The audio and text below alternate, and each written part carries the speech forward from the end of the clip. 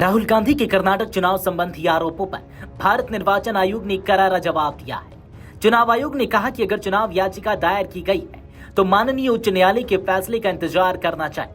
अगर ऐसा नहीं हो पा रहा तो आप बेबुनियाद आरोप क्यों लगा रहे हैं। बता दें कि कांग्रेस नेता राहुल गांधी ने गुरुवार को संसद भवन परिसर के बाहर पत्रकारों से बात करते हुए दावा किया था कि कांग्रेस के पास इस बात के 100% सबूत हैं कि चुनाव आयोग ने कर्नाटक के एक निर्वाचन क्षेत्र में धांधली होने दी।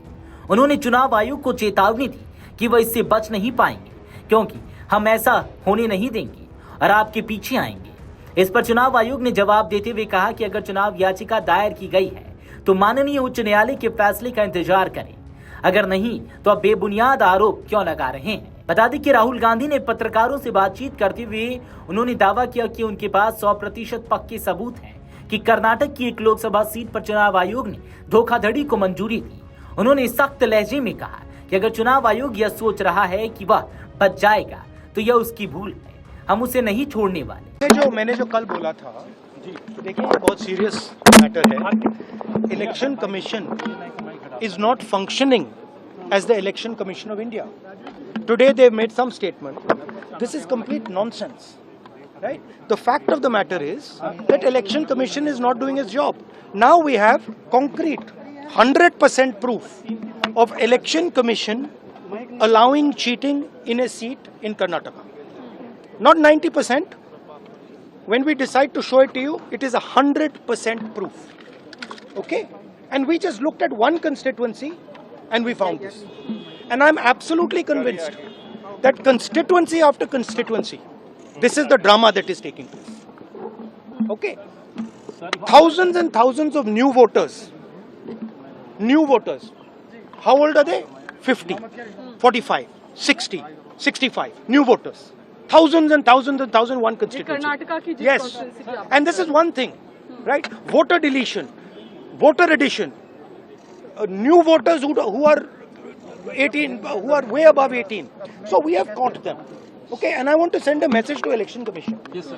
If you think you're going to get away with this, if your officers think you're going to get away with this, you're mistaken. You're not going to get away with it. Because we are going to come for you. वहीं राहुल गांधी के इस बयान पर पूर्णिया से निर्दलीय सांसद पप्पू यादव ने कहा, चुनाव आयोग ने चोरी की है और चुनाव आयोग के खिलाफ आर पार की लड़ाई लड़नी होगी। हमारे नेता शुरुआत से इस बात को उठा रहे हैं कि वोट की चोरी करके भाजपा जीत रही है। तो हमारे लीडर आज से थोड़ी बोल रहे हैं और सही में वोटर लिस्ट मांगा गया, नहीं दिया गया। आप यदि वोटर लिस्ट नहीं देंगे हमें तो ये तो डेमोक्रेसी का हनन है, लोकतांत्रिक व्यवस्था का हनन है। और इसका मतलब आप सबसे बड़ा चोर हैं। चुनाव आयोग से बड़ा चोर और पक्षपात तो कोई हो नहीं सकता। चुनाव आयोग ने चोरी की है और चुनाव आयोग के खिलाफ आर पार की लड़ाई लड़नी होगी। हमारे नेता शुरू से इस बात को बोल रहे हैं कि वोट की चोरी करके बीजेपी जीत रही है। बीजेपी को जीतने का दूसरा कोई एजेंडा नहीं है। पप्पू यादव अब बिहार आ गए हैं, एसआईआर पे क्या करेंगे? इनका आपका स्टैंड? लगातार सदन में हम लोग लड़ाई लड़ रहे हैं, सदन तक लड़ेंगे।